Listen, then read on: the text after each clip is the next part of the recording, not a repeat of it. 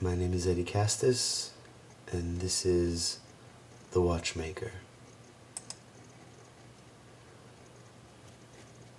I once was young as I sat in my shop, sat making watches as crowds outside walked.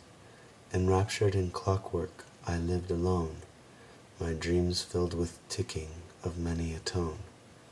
My watches were superb in quality and demand. They supplied a purpose to my life and my hand.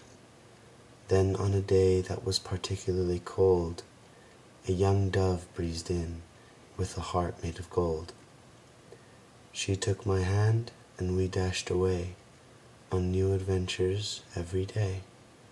Her cheeks the hue of a midsummer's sunset, her silky hair cut short and unset.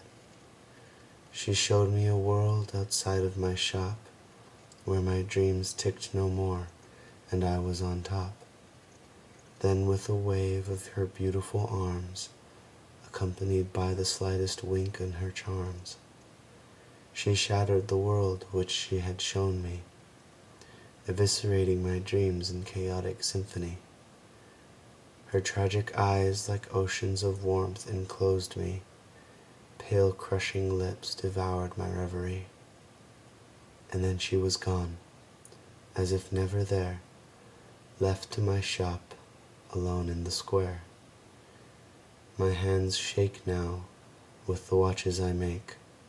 Alone once again watches fall and they break, thus giving me purpose in my modest old shop, where my dreams tick again, but I'm still on top.